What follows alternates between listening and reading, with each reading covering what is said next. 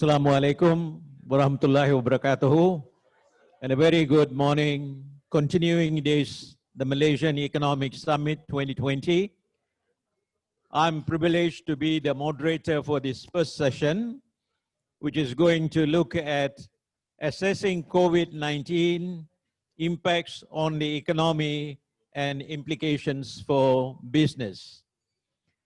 As announced, we have three distinguished panelists via Zoom. Dr. Jomo Sundaram, Senior Advisor, Khazanah Research Institute. Welcome, Dr. Jomo.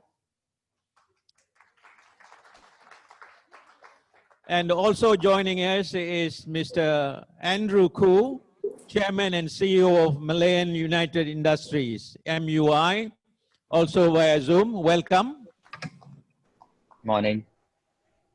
And joining us via Zoom also is Mr. Nurhisham Hussein, Chief Strategy Officer, Employees Provident Fund, EPS. Welcome. My pleasure. Although the three of them are joining us via Zoom, I have to recognize Rustam on my left, on your right, Vice President of Malaysian International Chamber of Commerce, MICCI, and also Alan Tan, who is on my right and on your left. And I would like to, while welcoming them, I will also like to congratulate them for braving this COVID pandemic fear or whatever it is, joining with us in physical presence this morning. And of course, to all of you, I also say well done for your presence this morning. My job is going to be very easy because at the opening session, we had a very brilliant presentation by our chairman of the panel of advisors of Economic Club of Kuala Lumpur, Tan Sri Abdul Wahid, who has sort of given a very good perspective of the Malaysian economy in its pre-COVID position and how Malaysian economy would be able to face the COVID and what are the prospects for the year to come, 2021. So with that, it is no use for me to reiterate that perspective, and hopefully that would be the reality with which we'll be dealing with in our panel discussions. And of course, following Tan Sri Wahid, the Minister, Tunku Zafrul, Yang Berhormat Tunku Zafrul, came out with a very, I would say, prescriptive position of the Malaysian economy, in particular the 2021 budget and how we are going to look at it. Whether these prescriptions tell us that the COVID that came to us, although it is called the 2019 beginning, COVID-19, in 2020, it has accelerated itself and we face a sort of a global pandemic. Whether this is going to go away in 2021, whether it is going to be present in the global scenario and in particular the Malaysian economy, and if so, how prepared are the businesses in order to face the consequences. So the panelists would look at the areas and how they impact on the economy and how it has affected the businesses and what are the prospects. In medical terms, they will say, what is the prognosis? Patient is sick and we are diagnosing the position and we are administering some medicines, but what is the prognosis? What is the future that is going to come? And I would like to take on the sequence as follows. Start with Dr. Jomo Sundaram to give us his view on the subject and how we are going to tackle it. Dr. Jomo, you're there. Welcome.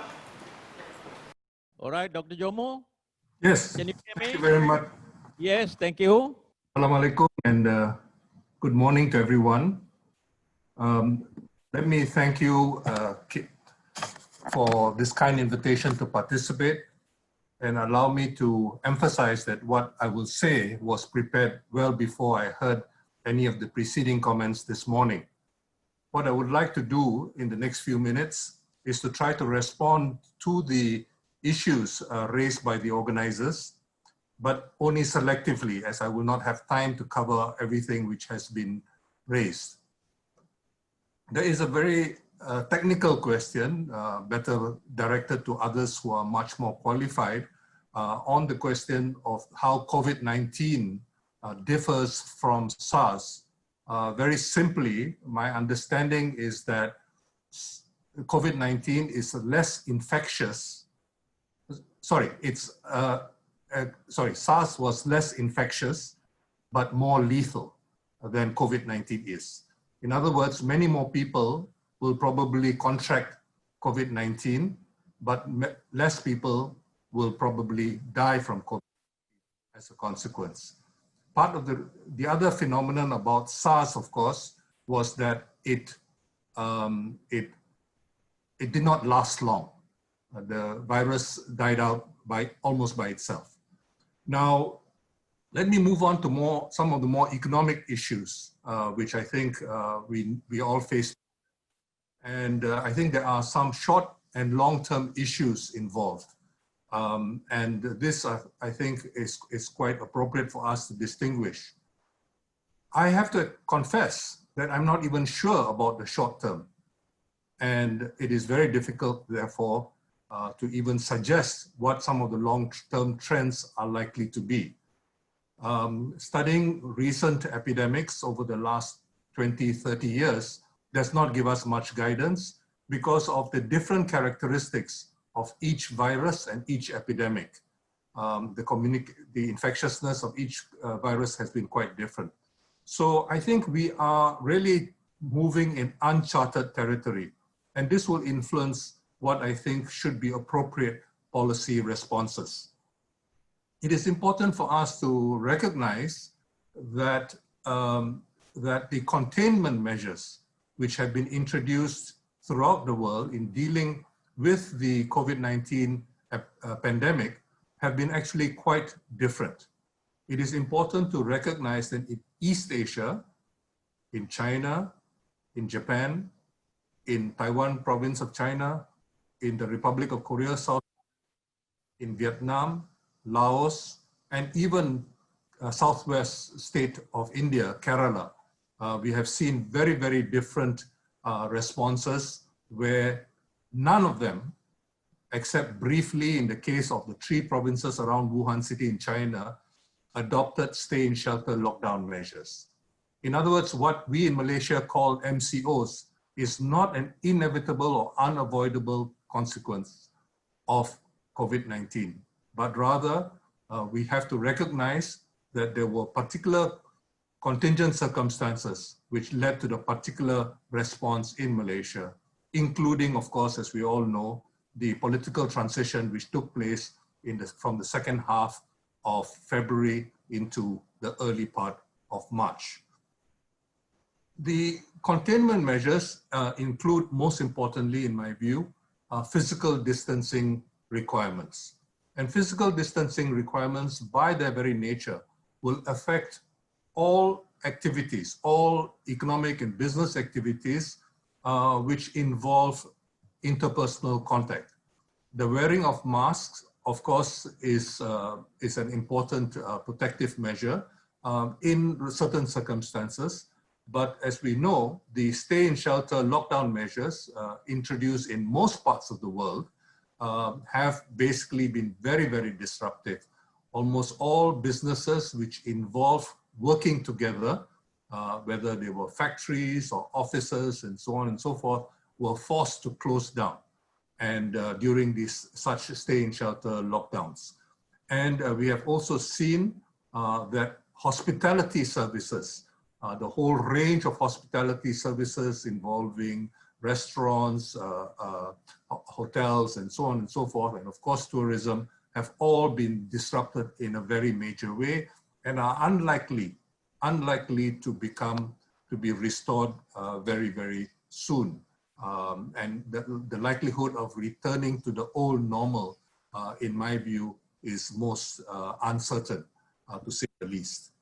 Now, if we consider the different types of responses in Malaysia, I think it is important to recognize that the pre-Hatin measures introduced early on in the MCO, during the MCO, were primarily monetary. The fiscal measures were worth about 1/10 of the monetary measures which were introduced. And in my view, it is crucial that we have far more fiscal ambitions and that the use of monetary measures actually has a limited impact, particularly in the circumstances in which we live. Relief implied by the very term pre-Hatin is of course very, very necessary and very crucial, but in my view, again, limited and inadequate, and also partial. I think it would not be unfair to say that most SMEs, many, if not all, family micro enterprises, and those who are involved in work arrangements which are essentially casualized, contracts for labor rather than contracts of labor, for instance, were basically did not benefit from most of these measures which were introduced. Part of the reason, of course, is that we took our guidance mainly from the Western approaches, British and other approaches in terms of, for instance, inducing employers not to let go of workers by subsidizing the continued employment of staff and so on and so forth. Very important, very necessary, but largely affecting large enterprises, workers who are already have secure labor contracts and so on and so forth, and not really helping almost half the labor force who are not, sorry, more than half the labor force, Nurhisham will correct me on the numbers, who are not so protected. It is very important, of course, to also remember that unfortunately, Malaysia was not exempt from the kinds of problems which many other societies have drifted into in recent times, of blaming the other, of blaming aliens, particularly foreign workers, for taking jobs and for being recognized in different ways.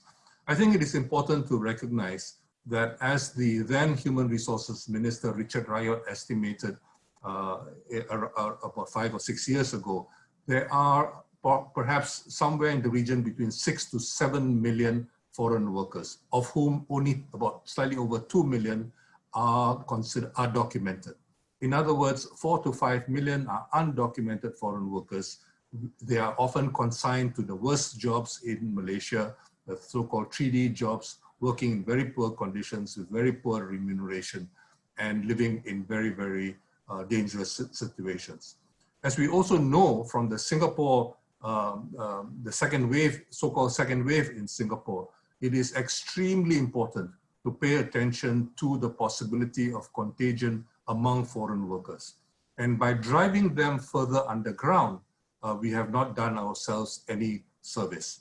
We need to pay far more attention to their circumstances, not to penalize them, to induce them to be tested, and so on and so forth.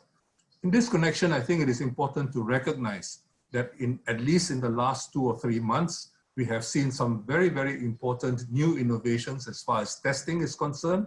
These tests are not only cheaper, they also produce much faster results, and the level of accuracy appears to be quite high, comparable to some of the more expensive tests which we currently use.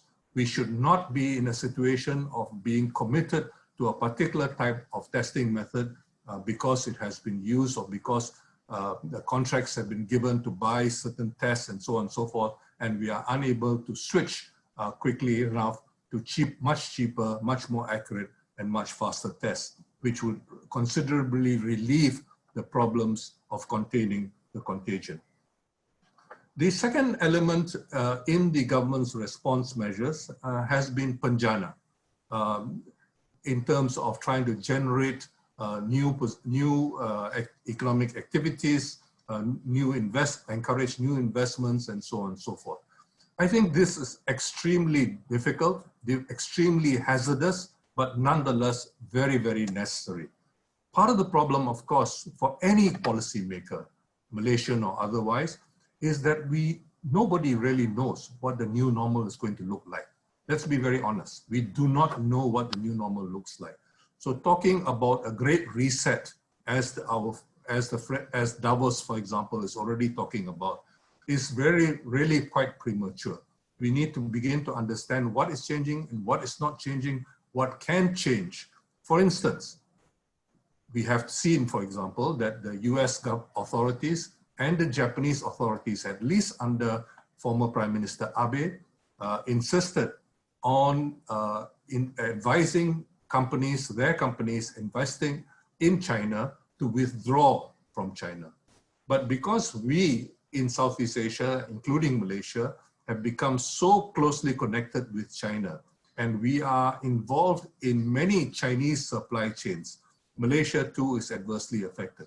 True, getting out of China may mean certain opportunities, but it also means a great deal of disruption of existing supply chains.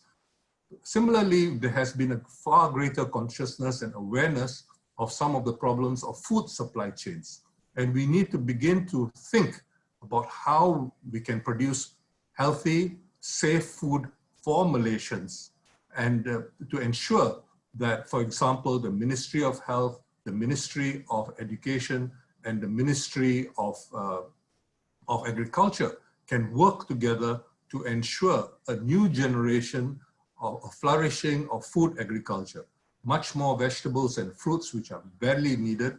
We have, although we claim to be on the cusp of becoming a developed country, we have problems of malnutrition, of micronutrient deficiencies, which are embarrassingly poor. If I may just quickly move on, I think we need to begin to think about how much of the concerns about global warming might offer a few opportunities for countries such as Malaysia. It is shameful that in Malaysia, we are producing far more electricity from coal than ever before. We should instead be moving to much more renewable sources of energy, including sources which Malaysia has a particular advantage in. I want to point out two things. One, the fact that the single largest source of imports of photovoltaic solar panels into the United States is from Malaysia. Yet, there is not a single Malaysian company which is a major exporter of photovoltaic solar panels to any country abroad. We rely on foreign companies for a technology which is actually relatively new, involves less than 200 components, and is relatively easy to acquire. The potential and the support for innovative new enterprises, unfortunately, is sorely lacking. A second area, of course, is biodiesel from palm oil. We found that the Europeans moved to biodiesel as the Americans moved to bioethanol from around the year 2006. Yet, we have not been able to manage our problems with the Europeans so much, and it's not, of course, it's not easy, but we have not been able to ensure that Malaysian palm oil is much, much more acceptable. We cannot continue to fight the wars of the 1980s when there was a lot of propaganda against the so-called medical problems created by palm oil. We need to recognize that the European concerns today have to do with deforestation, have to do with land grabbing of Orang Asli and Orang Ulu land in Sabah and Sarawak, and also with other kinds of issues, the abuse of labor and so on and so forth. We need to get our act together to be able to deal much, much more effectively in some of these areas. So the potential in these two areas in terms of renewable energy, in my view, is one area where there should be far more emphasis, as well as the potential for promoting much better food agriculture, where the food is safe, rather than we only get news about Malaysian food being rejected by other countries when problems arise. When our vegetables, for example, are rejected at the causeway and so on and so forth. We need to ensure that Malaysians are safely and well fed. And all this requires a great deal of cooperation. Demand can be generated if you have a school feeding program. A school feeding program which makes long-term contracts with farmer cooperatives, farmer associations to produce safe food for schools. This is what is desperately needed if we are going to create the new supply chains which we need in this country. So what we need to think about is not the old type of Keynesian measures of where the government comes in as the employer of last resort, but rather we need to begin to think about the government playing a fiscal role as payer of last resort. There may well be a need for a temporary universal basic income, for instance, in the current circumstances, especially given the likelihood that many people are going to have their circumstances disrupted. There was a question to the minister earlier about thinking about emulating the Europeans. I think that there's no need to emulate the Europeans. Look at what has happened in Asia. Look at the countries which I mentioned earlier who have avoided a stay-in-shelter lockdowns and effectively contained the contagion. We also need to recognize how some of these countries have ensured that their relief measures have reached the most vulnerable, the most precarious members of our communities. And this has been extremely important and is feasible, especially given that we have a completely underutilized MICCI for almost 2 decades. This MICCI was originally conceived of to play many roles, but most of these roles have actually not been utilized in the last 2 decades since then.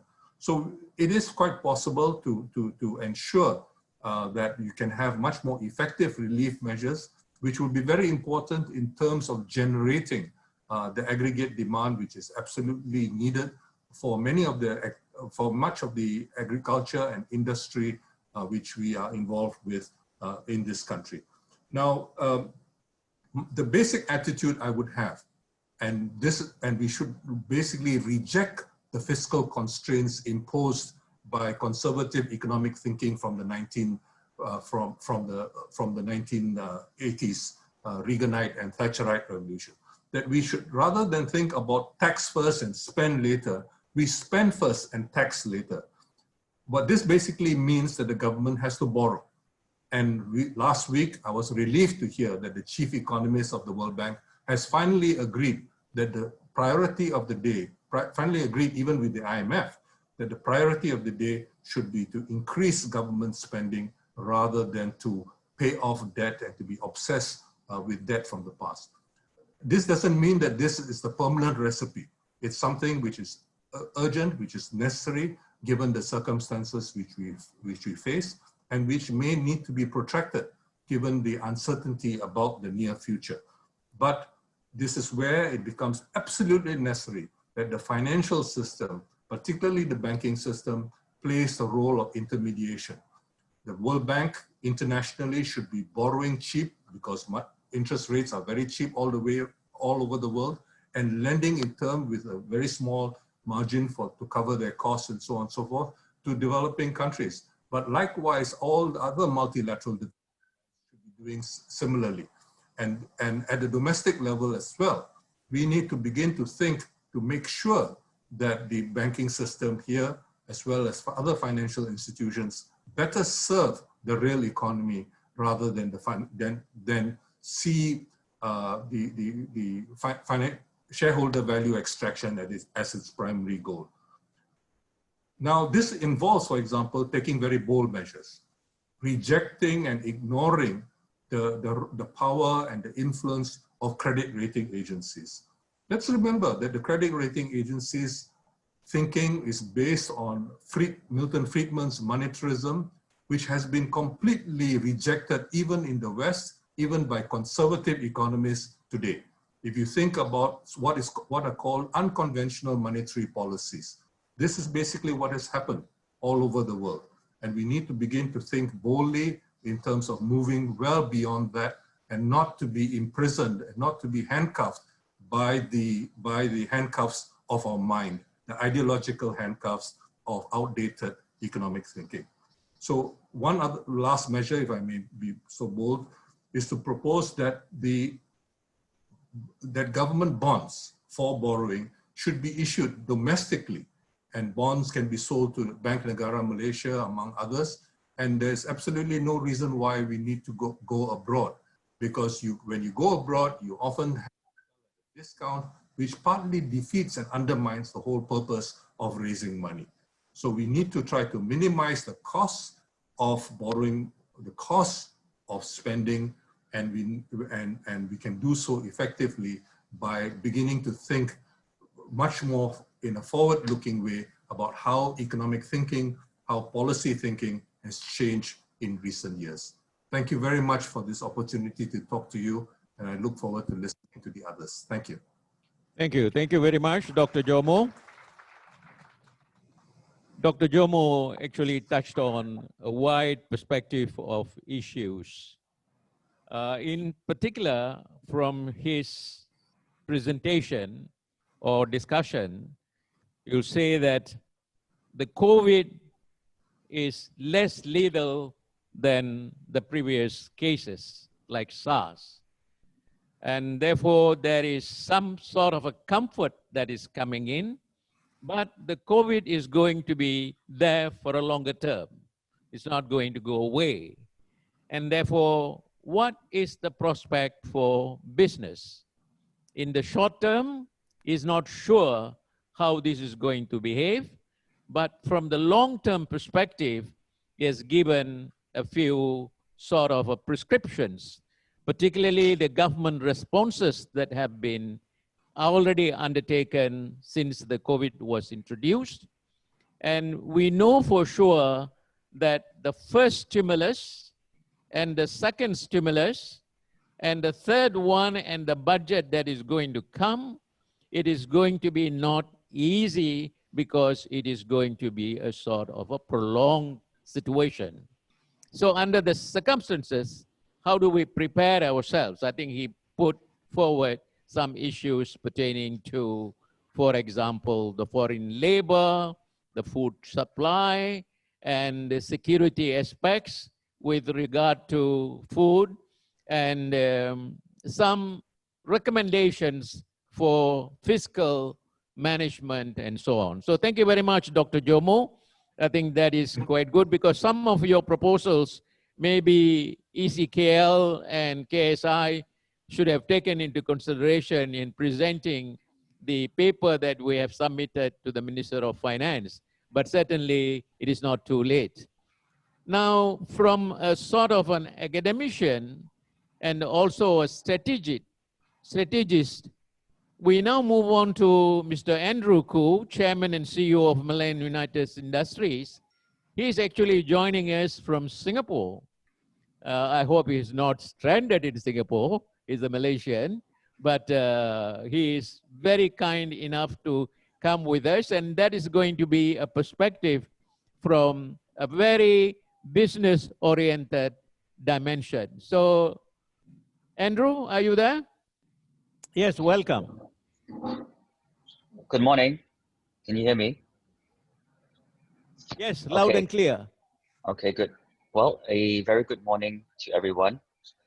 It's my great pleasure to be part of this prestigious conference.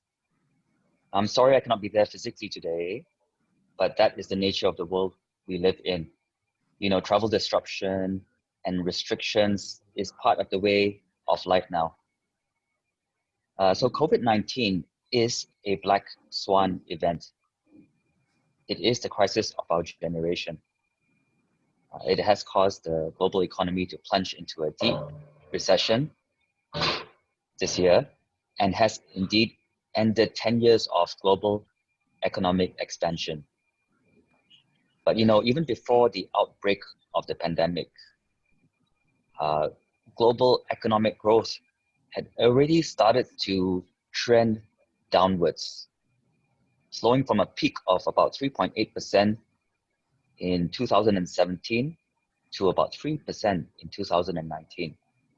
So you can see there's a confluence of factors already weighing down global economic growth, from the rising trade tensions between the US and China, and of course the US Federal Reserve's policy tightening.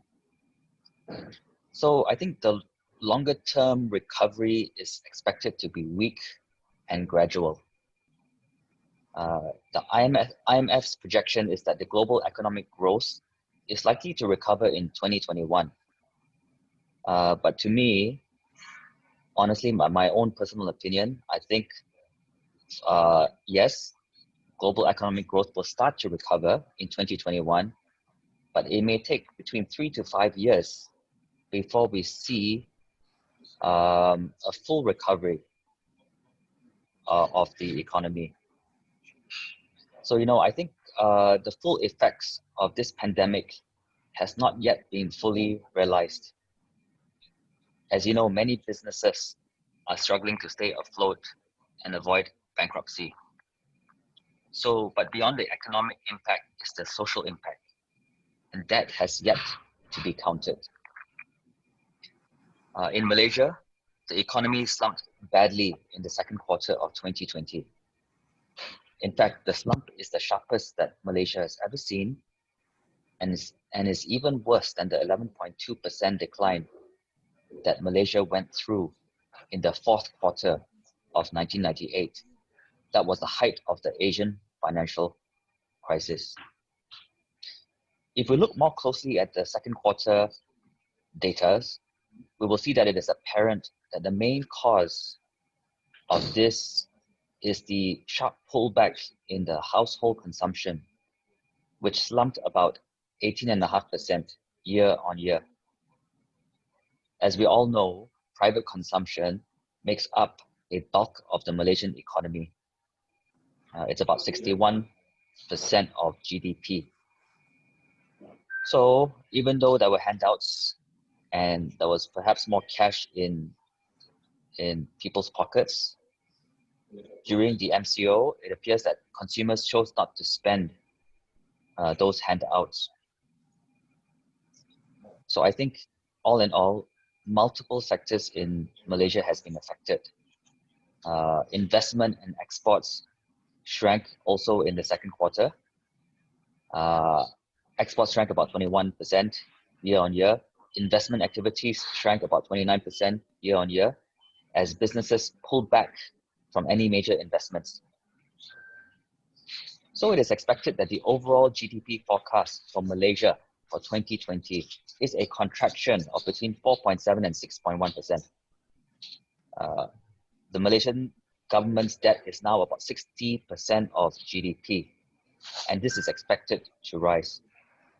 So one of the downside risks I think that we need to all keep an eye on is the building up of debt due to this low cost borrowing environment. So private debt, be it household or corporate, is relatively high, and of course it's growing, and it will pose potential risks to the financial system. But as I mentioned, slow recovery is expected. According to the Department of Statistics Malaysia, economic activity for the third quarter is expected to improve and register a positive recovery in 2021. This is of course supported by the sizable fiscal, monetary, and financial measures, and also of course transport-related public infrastructure projects. So COVID-19 has accelerated the adoption of new business models, and we in the corporate sector, that's something that we have to keep an eye on. So from the acceleration of digitalization, the evolution of low-touch customer services, and to work from home models for many companies. So I think the world we live in has forever been changed. And this is actually a tremendous opportunity for Malaysia and Malaysian companies to take advantage of these evolving trends. Okay, I think that's all I would like to say at this time. Thank you very much. Thank you, Andrew. Thank you for your insight. Stay safe in Singapore. I think from Andrew Khoo's point of view, he already stated that before the pandemic in 2019, the world economy is already showing a sort of a lack of spirit. And when the pandemic came, it's sort of a double whammy. It further accelerated the damages. And from a businessman's perspective, I think he is of the view that long-term economic recovery is not going to be robust. It's going to be a bit weak, and we still have to watch carefully and see. I think two issues come out. One is the COVID-induced growth rate. I think we are not going to look at the growth rates of the past year or the past era. This COVID-induced growth rate, a very low growth rate for the global scene, as well as countries like Malaysia and so on. And COVID-induced business models. If businesses are shutting down, then which business can come into the scene and which businesses can sustain and survive the COVID? And this brings us to new business models. I think the government in its own recovery plan and response, I think this is what it is trying or attempting to do. And hopefully we will see better results in the years, in the months to come, and next year in 2021. Now, joining us on Zoom also is Nurhisham Hussein. The name Nurhisham is very well known for some other reasons. I think Nurhisham, you also welcome. Chief Strategy Officer of Employee Provident Fund, EPF. And in the first stimulus package, I think EPF sort of savings were brought in that you can withdraw up to about 500 ringgit for a year, 6,000 in order to survive the COVID. That was the first situation that came in, and that is the long-term savings that were brought in to save ourselves in the short term. So Nurhisham, can you throw some light from your perspective? Welcome. Thank you, Datuk Seri. First of all, again, thank you to KSI and ECKL for inviting me. It's always a pleasure to be here. It's always difficult to follow such luminaries as Dr. Jomo and Mr. Andrew because they've taken all the good points that I wanted to say. So let me try to fill in some of the gaps. I think just to echo what Mr. Andrew said just now, going into COVID, the global economy was already pretty shaky. I think we were already looking at potential recession in Europe. There was the trade war. There was a lot of, I think, political polarization. But even in that context, we were looking at a larger term megatrend in terms of a global growth slowdown. The world is aging. I think most of the developing economies have gotten to the point where they will start slowing down because of they're reaching close to their production potential frontier. As well as I think the circumstances in terms of the fallout from the 2008 crisis. So COVID actually exacerbated a lot of pre-existing trends as well as pre-existing conditions. So it came at possibly the worst possible time. I do remember having discussions with MOF late last year, August to September. They were already quite concerned looking forward. And then of course we got COVID and things got exponentially worse. So that's the bigger context in terms of what was happening earlier this year. I think in terms of the impact of COVID on the economy and society, I think the really interesting thing is that it has been very uneven. There's inequality in terms of the impact, there's inequality in terms of the ability of, I think, the authorities to respond.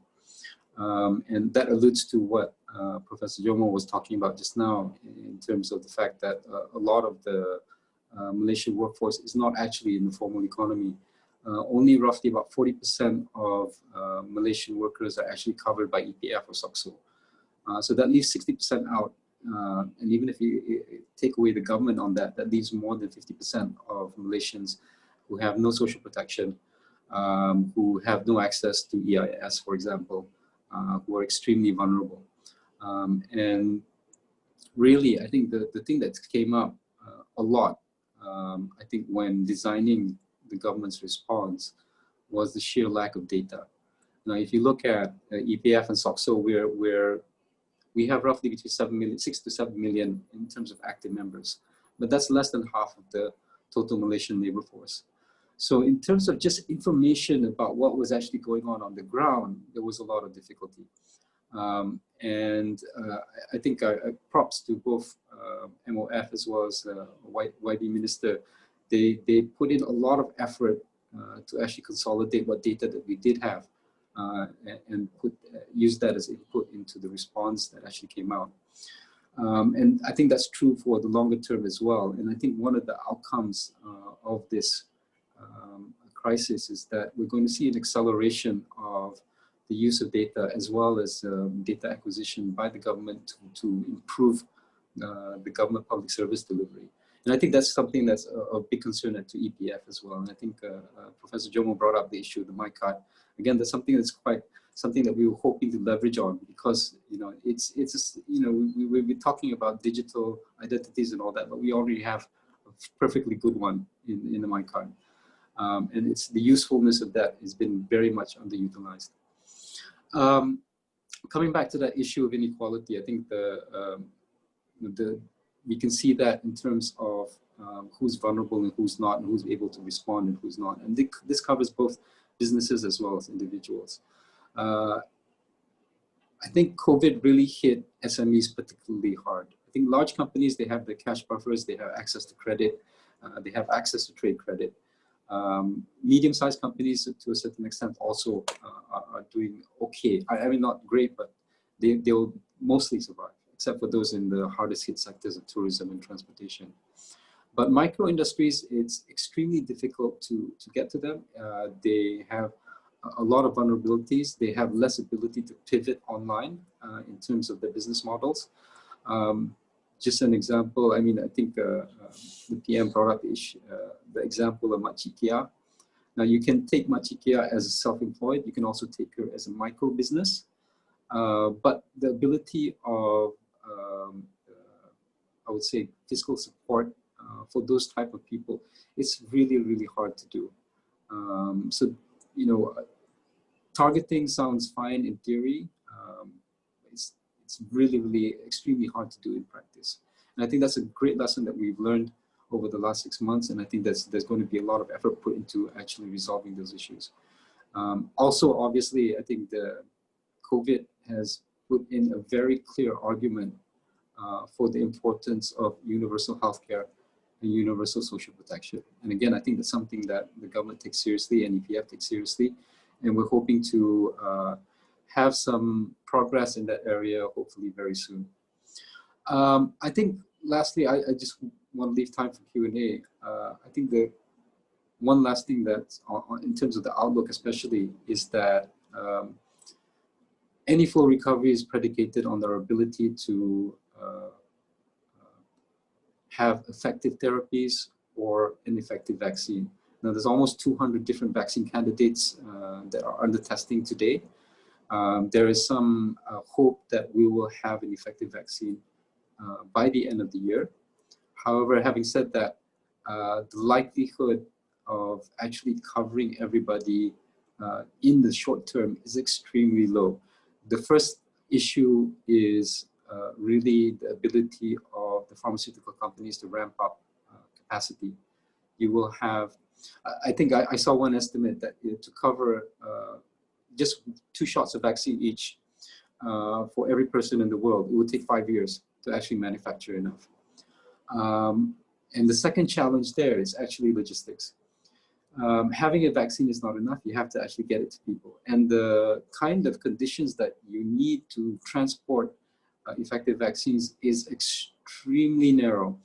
You're talking about, most vaccines, I think you're looking at a temperature of roughly around -20 degrees. That's the level that you actually have to transport them in. And the temperature tolerance is just ±1 degrees. And if you're outside of those parameters, those vaccines are basically have to be thrown away. There's actually one vaccine that's actually extremely effective. I won't name the name, but it's right now in phase 3 trials. It's shown to be very effective, but unfortunately you have to transport it at -60 degrees Celsius, ±1 degree. So again, there's a massive challenge in terms of really distributing a vaccine. First of all, is getting one, and then the second is actually distributing it. So COVID is going to be something we're going to have to live with. Our estimate is somewhere between 2 to 3 years before we have enough coverage to actually achieve herd immunity. So it's going to be a long time. This is going to be a very fluid situation. Not as bad as it was in April and March, but I think it's very hard to make to have a grasp of the short-term outlook, given that things are changing on a daily basis. So I think in terms of where full recovery will happen, we're probably looking at a return to 2019 levels by the end of 2021. So it will take COVID will actually take 2 years off world growth. But any recovery after that's going to be fairly, I think, haphazard. I like to call this the VW recovery, because we're going to have that sharp recovery after the lockdowns globally. But after that, it's going to be a bit of a roller coaster. And we're seeing that now with second wave and third waves happening across the globe. Obviously in Malaysia, we're hitting the second wave. In some countries like the United States, they never even gotten over the first wave. And we're starting to see cases starting to rise again. And especially coming into the winter months, it's going to get worse before it gets better.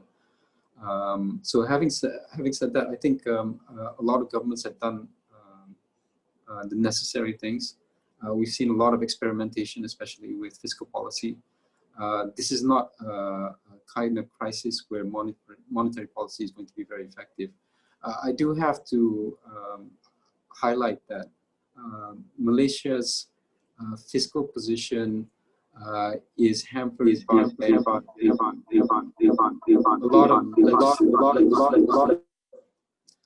a lot of legislative constraints, and that includes even what we would call quantitative easing or even monetization of debt. There's actually a provision in the Central Bank Act that actually specifies under what conditions the Bank Negara can buy government debt, and it's very, very restrictive.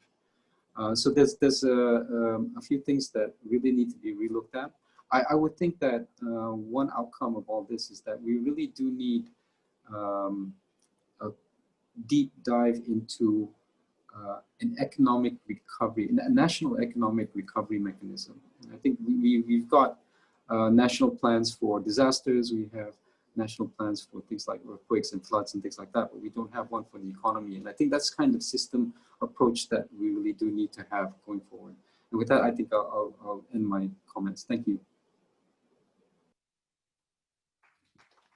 Thank you, Nurhisham. Okay, I think from Nurhisham's personal perspective, we can see that, of course, EPF covers only about 40% of the workforce. Quite a big chunk of it is outside. And then the SOCSO also this morning, we were told that not all are covered, including the foreign workers and so on. These are sort of permanent features of the economy, which has to be corrected. If these institutions are going to be serving for the recovery, then definitely the participation level should be brought up high. Access to credit, I think this is an eternal problem. Even before the COVID, access to credit, particularly the SMEs and the MMEs, and generally it was looked at as very, very difficult.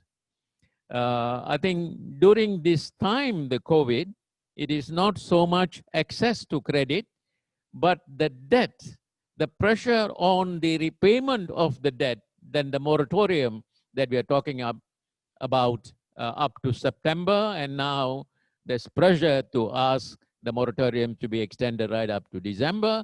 And if the COVID continues, then it is going to be a very, very vulnerable. I think some aspects of it was touched upon by the earlier speakers. I think Nurhisham also touched on the issue of vaccine. I think those of us who had participation in the digitalization summit earlier, about on the 6th of this month, the Minister for Science, Technology and Innovation, Khairi Jamaluddin, was able to say that Malaysia is going to sign the agreement for the COVAX, and they are watching very carefully to see how best the vaccine can be brought into Malaysia for the benefit, and not necessarily only for those who have got the money to buy, but for the general public as well. I think one thing that come out quite clearly is that we are talking about the recovery phase of the COVID pandemic in Malaysia, the recovery, and generally across the world, recovery, yes, but whether we will exit out of it, it is going to be a big question mark. And perhaps now the remaining two speakers, Alan Tan and Azrani, would be able to give us some perspective. And I would like to invite Mr. Alan Tan, Head of Research and Chief Economist of Affin Hwang Investment Bank, to address us first, and then finally to Azrani. Alan? Datuk, ladies and gentlemen, thanks for having me. So this morning, after hearing the three speakers earlier, my discussion will be on 5 pointers. And I'm taking a more cautious but optimistic stance, where expectation of a global as well as a Malaysian economy going into 2021. If we look at the COVID-19 downturn or crisis, and if we compare it to the Asian financial crisis or even global financial crisis, obviously Mr. Andrew talks about the impact on the economy. But then when we look at the structure of the economy, there are two parts: domestic demand and also exports. During the Asian financial crisis, we saw the impact was on domestic demand. Domestic demand contracted by 5 consecutive quarters. And just to throw out some numbers here, in the third quarter of 1998, domestic demand was dragged down by private investment, and it was down negative 32.3%. And it lasted for 5 consecutive quarters. Obviously, that would have a significant impact on the banking system and the financial system as a whole. Then we look at global financial crisis. That was the time when US was suffering recession, and therefore Malaysia's exports to the US contracted significantly for many quarters. This time around COVID-19, we saw both exports and domestic demand contracted significantly in the second quarter of this year.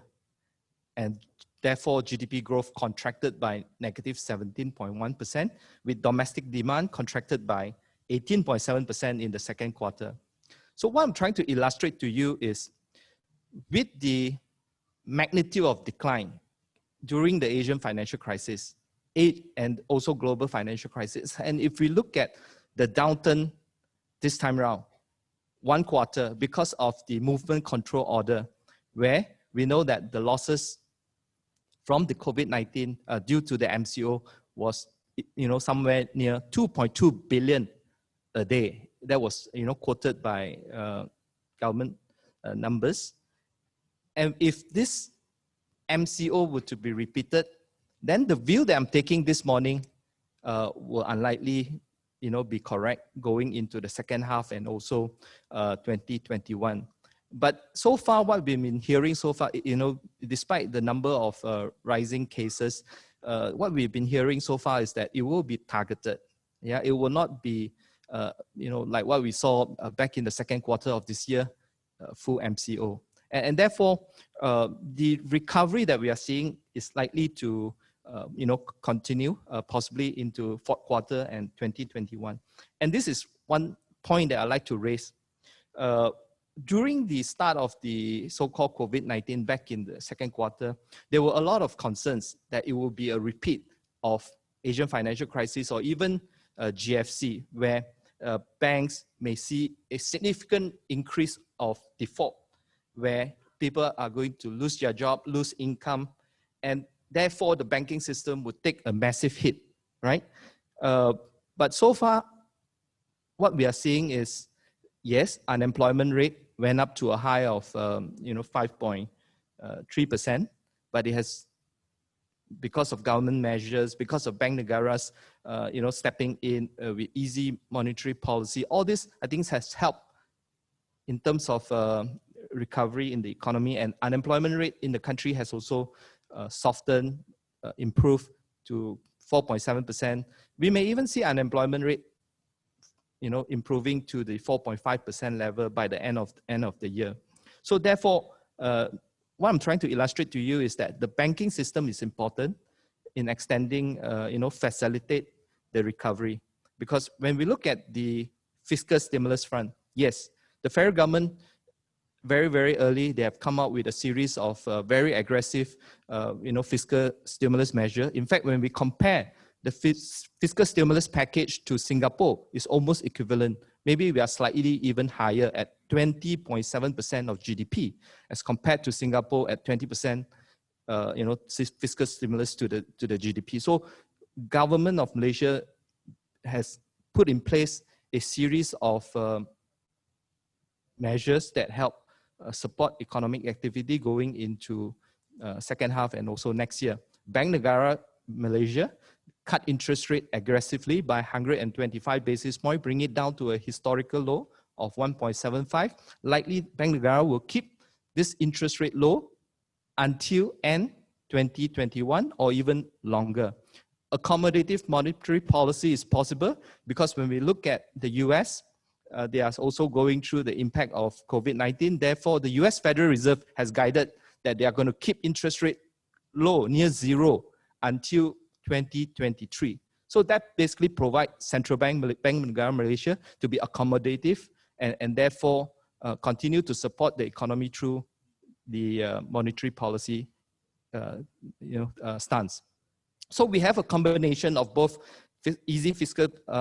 aggressive fiscal stimulus, easy monetary policy, and at the same time, domestic demand are holding up. Yeah, we are not seeing rising default, just like what we saw back in Asian financial crisis. And that's why I started off earlier indicating that I'm taking a cautious but optimistic stand that, we will see, possibly a recovery going into the fourth quarter. GDP growth contracted sharply in the second quarter. We expect negative growth still in the third quarter, possibly turning positive by fourth quarter of 2020 this year. And the other point that I like to highlight is, some of you may ask me, international borders remain closed. Tourisms are not allowed to come into Malaysia. Wouldn't that have an impact on domestic demand and similarly, the drop in tourism receipts?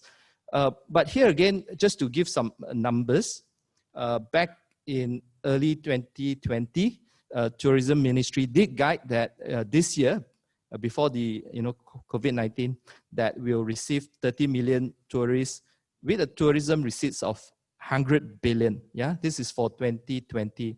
Obviously, now when we look at the numbers, we can see that from first half 2019 to the first half 2020, there was a significant drop of tourist arrivals, near 70%. And similarly, tourism receipts has dropped close to 70%. So if assuming we take that 100 billion, there will be roughly about 70 billion tourism loss. But Also take note, because Malaysians are not allowed to travel abroad, so they are doing most of the, cuti Malaysia, and therefore domestic tourism will provide some cushion, to the drop in the foreign tourist receipts, and that will provide some cushion as well. Lastly, just very quickly, because there are a few discussion just now about the country's fiscal position. What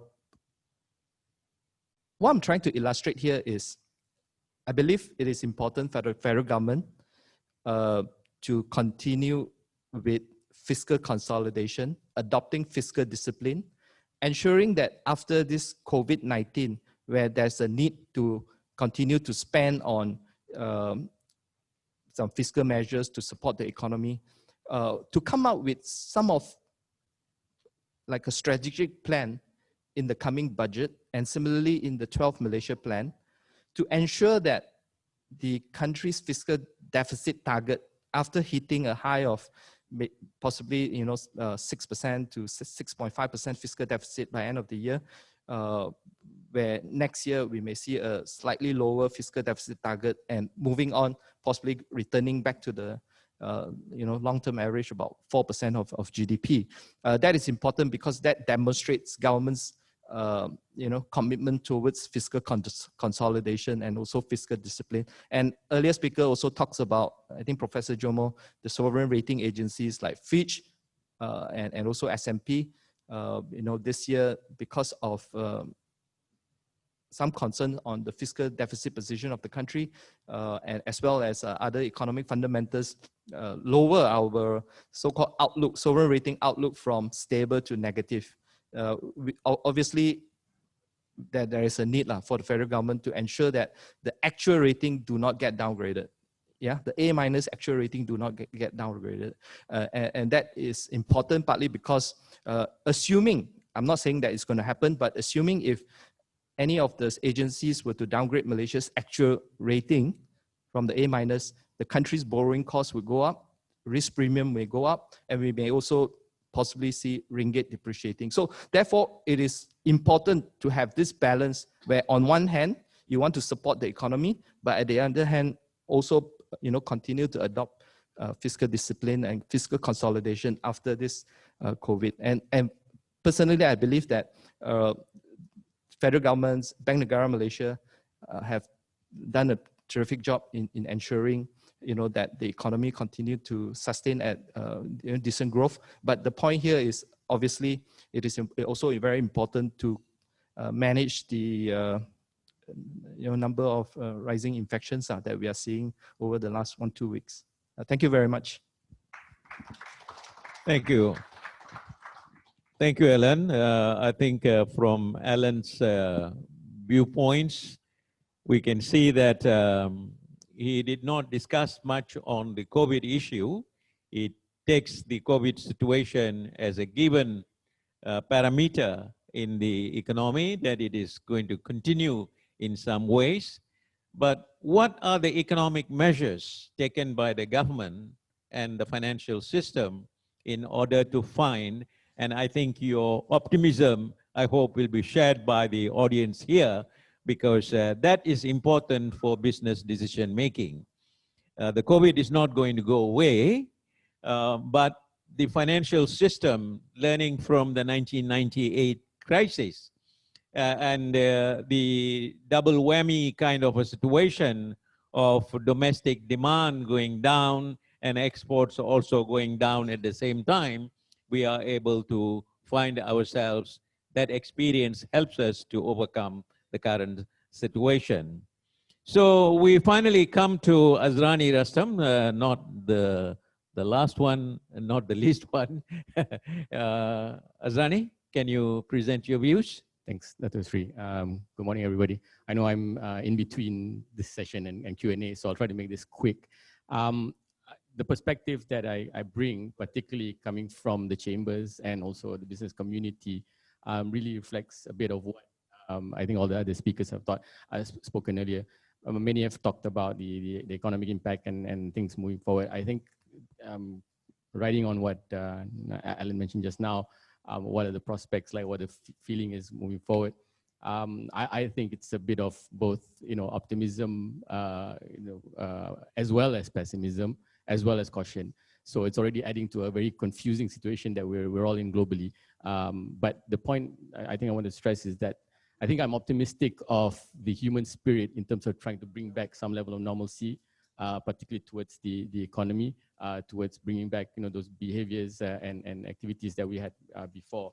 And I think that we should look at that in an optimist level. We've gone through crisis before, and people have the human race have come back stronger for it. What from a caution perspective is this thing is going to be with us for some time, and I think how we react to that is going to be key. Where I'm concerned about, and I think this is where businesses, particularly where we experience, our members also experience, is how we react to this whole situation as we go along. And I think when we had, I just want to touch 3 points here on this part.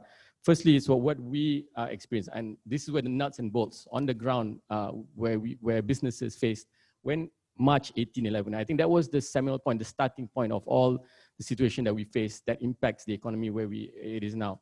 March 18, when we had the MCO, that lockdown. I know Jomo mentioned about whether we need all these lockdowns. The WHO today themselves mentioned that maybe lockdowns are not the way to go for the World Health Organization to say that, focusing on the fact that we'll be aiding more poverty rather than driving economies and putting that cautionary tale there.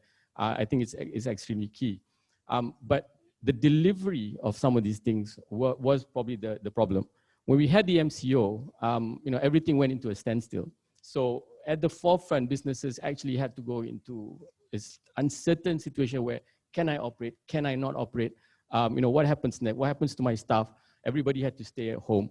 And then it came, after several weeks, there were various bureaucracies that came into place, still not aiding the situation where, can economic activity restart and move.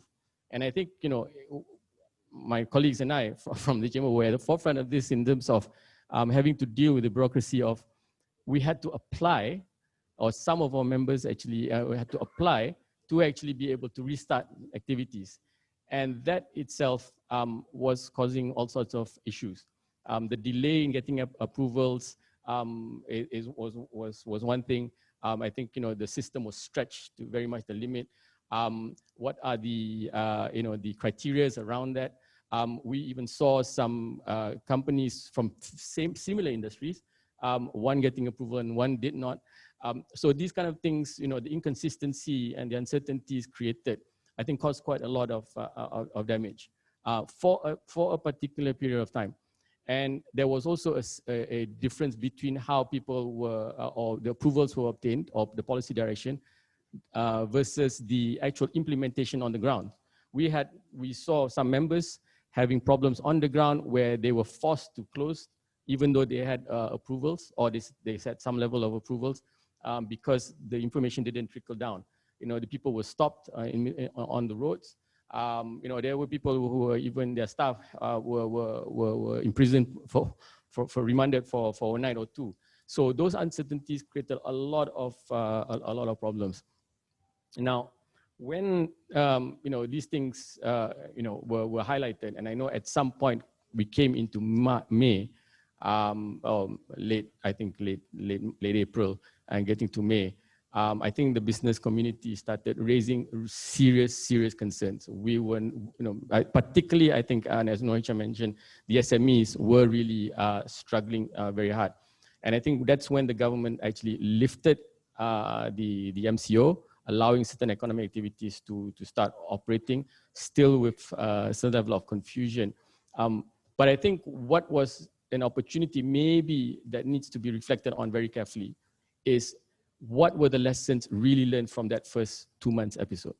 And I think some of us actually raised this to the government to say, that we had a round of MCOs in March and April. We went through the toughest points. We had to actually, survive through it. Then the government lifted the MCO. But some of these things should be learned and should not be repeated in terms of the, particularly the processes that came with it that actually stifle businesses. And my question, and that's why I come back to the caution part, is I'm not entirely sure whether we have completely learned that. In the last couple of days, when we see the spike in the actual numbers, the reaction again has been quite, to put it mildly, pretty haphazard. You have the Sabah situation, you have the Klang situation, you have a situation where state governments coming out with SOPs ahead of the federal government. And these things needed to be, and in some situations the state government hadn't been consulted, so I heard, before certain things were done, and this creates a lot of problems for businesses. And in the last couple of days we are starting to see the concerns coming back again, particularly closer to this part. Again, the similar questions coming back. Do I need a police permit to actually move? Do I need a police permit to actually operate? And in the meantime, things are going into a bit of standstill. So I think those things that we are experiencing now raises a bit of a concern for businesses. We had the lessons. We could have improved on. We could improve, and we should improve on how we go moving forward. Big concern for businesses is if a lockdown comes back again. There looks to be that I think the government is at pains to basically say we are not going to stifle the economy. The economy activities have to continue. Yet, I think the bigger danger than just a lockdown is that uncertainty of where we're going to. And I know, we mentioned where we can't plan in terms of during this uncertain situation. But really, it's best to try to find clarity. Is also very key. So a lot of people are still uncertain over, many around here, do you know the difference between a TEMCO, a CMCO, an MCO, or EMCO? Many don't. What is that, is going to be, these kind of little basic things need to be clarified. And I think managing the expectation around that is also, because when you have, for some people have said that you have a tiered approach in terms of what actions will be taken and stick to that. That gives an expectation also on the part of society that they know what will be coming, and it's going to be like that. And I think maybe certain countries like New Zealand probably have implemented that pretty well. So I come back to the point where some of these issues that we talked about in terms of human resource, foreign workers, etc., some of these are long-standing issues. The challenge now is to try to resolve some of these issues, and it comes back to the delivery and the implementation of, we have a problem. Those problems we need to have plans around it. But if those plans are not executed well and consistently and coordinatedly, this is what's going to cause a lot more problem to it. That comes to the point that I have, is that we had a 17% decline in GDP in the second quarter. I think, and this is my personal view, it didn't have to be that bad. Now that it has become that, we need a strong approach to actually get the economies to recover and push and drive forward. But had certain things, on these little nitty-gritty details that we actually had to deal with as the business community, be dealt with probably better. I don't think we would have seen a major decline in a sense. I may be wrong, but that's a view. So we can have further discussion after this. Okay. Thank you, Azrani. Thank you for your views. We are almost to the end of this panel session, 11:45. Supposed to have Q&A. I just want to pick up one or two critical issues. Yes, I think Azrani's point is that on March 16th, when the announcement made and the clampdown made on the 18th of March, it was a trauma. It was a shock to the entire Malaysian community and the people. Now, what did we do immediately after that is that there were shortcomings in the Malaysian economic policies, as a result of which the COVID issue has become a big issue. I think this is something that we have to address. It was not a COVID-related issue, but due to policy shortcomings into that. I think this should not happen in the future. Whether a blanket MCO is going to be done, like what Alan was mentioning, And earlier when Dr. Jomo talked about whether this is lethal or less vulnerable than the SARS, whether people have now accepted this as a very lethal and there is a sort of a fear among the population. I think somehow this psychology also has to be managed. With due respect to the organizers, I'm one of the organizers, can we take a couple of minutes to ask, give an opportunity for one or two questions to come? Yes, I see a lady hand up there, very bold and welcome. Can you go to the mic and say your name and also where do you come from? I mean, which company you come from or which institution you come from? Thank you very much, Datuk Sri. Can you hear me? Yes, yes. Thank you very much. My name is Nurhisham Kamso. I was a former chairman of a bank. I want to link some facts between Nurhisham and also Alan, you being a researcher. Nurhisham mentioned about the sheer lack of data, and there was quite an amount of experimental facts that he needs to impute. And Alan, you as a researcher, you have also have to deal with a lot of data. Now, we are here living with COVID. We are having COVID living in coexistence with us. We are not going to live after COVID.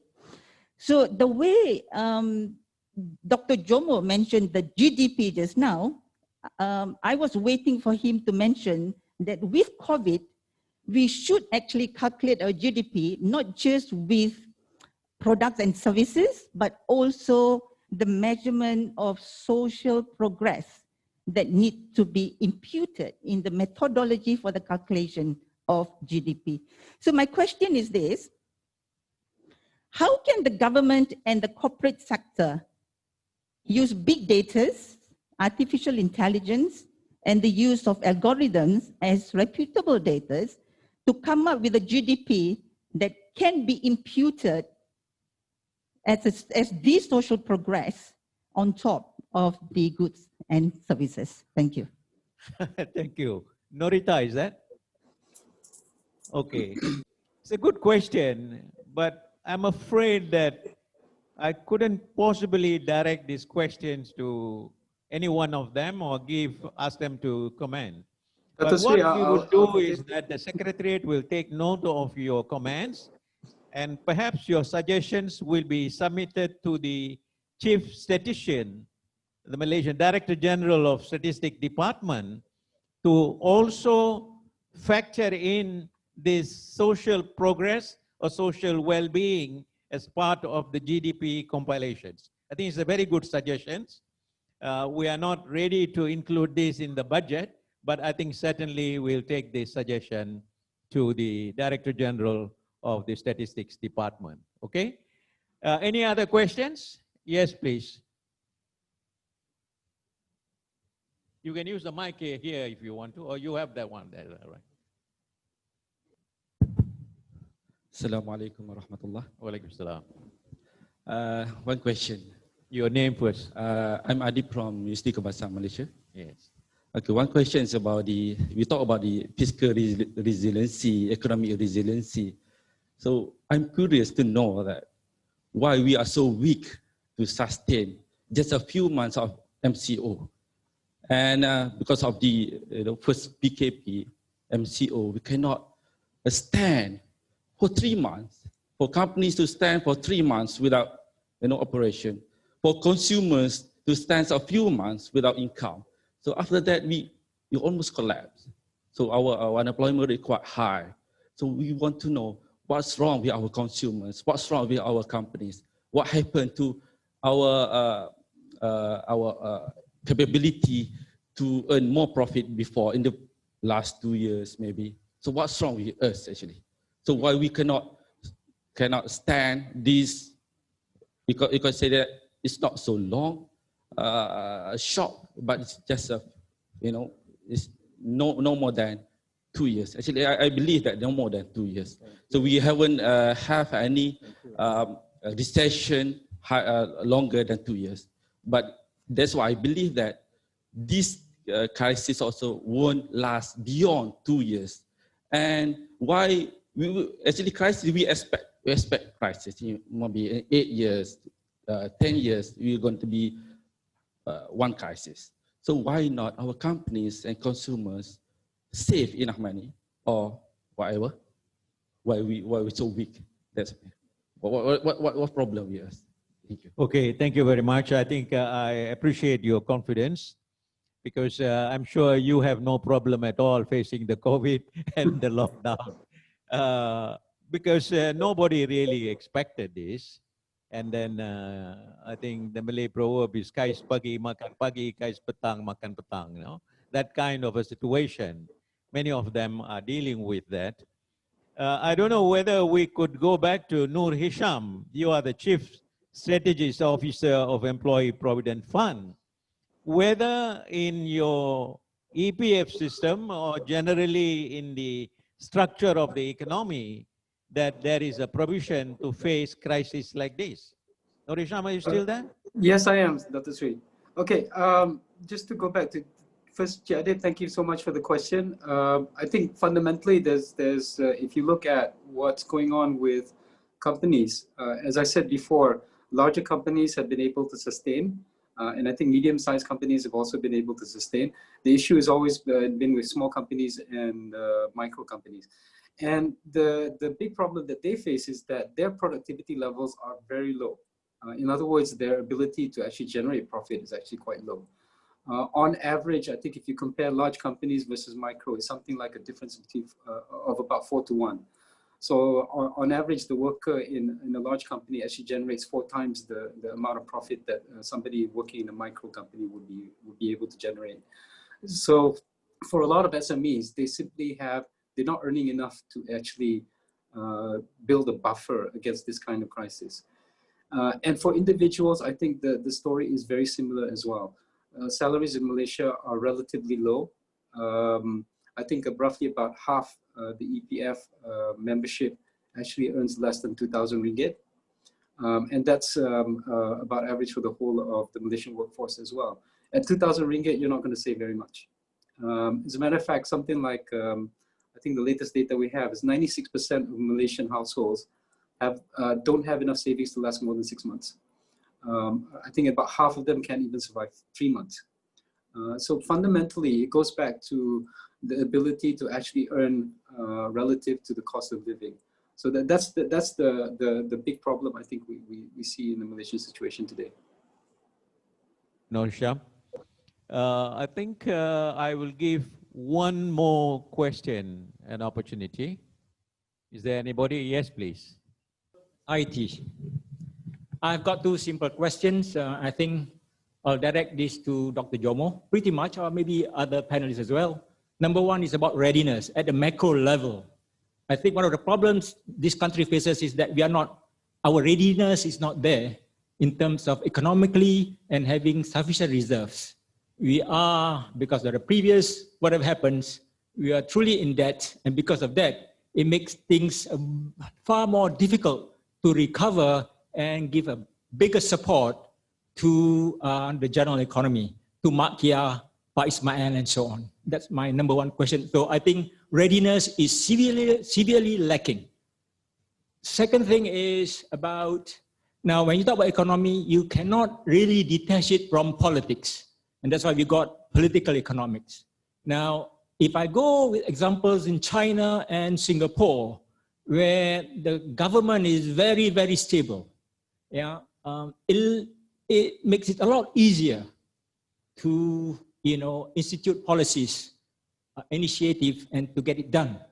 In the case of Malaysia, unfortunately, and I think the timing is rather bad, we are in a very precarious situation, and that further weaken, whatever recovery measures that we try. Of course, the current government is doing its best, but I think it does have an impact. So if any of our panelists can take those questions, thank you. Thank you. I think we started off with Dr. Jomo. I think this is also a little bit socio-political and economic issue, and a bit philosophical as well. I think we will ask Dr. Jomo to comment first on the readiness of Malaysia. I do not know if any country was ready to face the COVID pandemic in the world, not only in the pandemic, but other problems as well. And the second one is, how do we ourselves prepare for the eventualities? Dr. Jomo? Thank you very much, Dr. Iqbal. And to the questioner as well. I do think readiness is a major problem in the world. There have been, to be fair, the last 3 US presidents have all been concerned about the possibility of a new viral pandemic since Clinton, Bush, and Obama. The current president, of course, has de-emphasized this. At the world level, we also see quite a number of scenarios where there has been this kind of preparedness. I think to the Malaysian Ministry of Health personnel's credit, many people do not remember that on the 3rd or 4th of January, that means within days of the identification of a new virus, the Malaysian health authorities announced its readiness to deal with a new epidemic. And to its credit also, it had dealt with reasonably successfully with a number of earlier viral epidemics. Many of you will remember SARS, of course, MES, you will remember avian flu, H1N1, and so on and so forth. So I think the problem really was a problem of political economy, as implied by the questioner, that there wasn't this kind of willingness. As in January, for example, there was still an hope that that Visit Malaysia year would help revive the Malaysian economy. Nurhisham spoke earlier about the general recognition that the economic situation had been very poor after the global financial crisis of 2008-2009, and especially after what had happened in 2014-2015. So there was this recognition that things were bad internationally as well as domestically, and there was stimulus. Nonetheless, I think the current Prime Minister knows that the previous Prime Minister had approved and asked the Finance Minister at that time to speed up the authorization of additional funding for the Ministry of Health in the second week of February. I'm talking about the 10th of February, and you might remember that Tun Mahathir was trying to get that legislation through while he was interim Prime Minister. In any case, the point is that we have often scored own goals, if you can use a football analogy, that even when we have had the willingness, we lost about 3 to 4 weeks between mid-February and mid-March. And we were too influenced by the West, by Anglo-American precedents. Why did we have to be so influenced by the ICL study, Imperial College of London study? Why were we not listening much more to China, to Japan, to Korea, and so on and so forth? You know, these are questions which we will need to ask ourselves at some point in the future.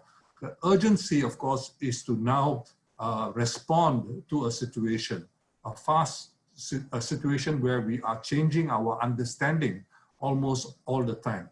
And that's precisely why I think Nurhisham is absolutely correct that there are restrictions in laws, but it is precisely for that reason why we need to begin to rethink laws which constrain the ability of government to respond to extraordinary situations. These laws were created at a time when there was a great deal of lack of confidence. You know, we were coming out of a situation where you had a currency board and so on and so forth. These laws are now very inappropriate 6 decades later, and we need to rethink them. I think Mr. Tan is quite correct in expressing a lot of concern about what credit rating agencies will say. But it's precisely because of this extraordinary situation which we have that I'm suggesting that we should not be so concerned about credit rating agencies. Credit rating agencies have got things wrong many a time. Their basic analytical premise is flawed, and we need to begin to think about ways and means by which we begin to approach this situation differently. To be fair, MOH, Ministry of Health, has been quite professional, and the Prime Minister has protected MOH to some extent. But you really need an all-of-government approach. You need a whole-of-society approach, and otherwise we are going to have what some people fear worldwide web, WWW kind of situation for the next few years. That's certainly something we cannot afford. Neither can we afford a K-shaped recovery. Whether it's a big K or a small K, doesn't matter, where some people are saved and other people are left with nothing.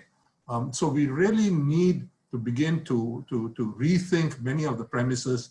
This is not a normal situation. Let's forget about thinking about returning to the normal. We need to begin to adapt very, very quickly, creatively, and begin to look at the resources which we have, the strengths which we have, if we are going to move forward.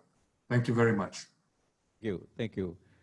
That's almost a conclusion that we have to reach. I wish that this could extend because it is getting very interesting, but we have to close this 15 minutes late. My job is actually to thank all the panel speakers, Dr. Jomo, Andrew Khoo, Nurhisham Hussein, Alan Tan, and Azrani Rustam, and all those people who have been asking the right questions and giving us some guidance into this area. And with that, it's a continuation of this Malaysian Economic Summit beyond the afternoon and then later into the evening. Over to MC.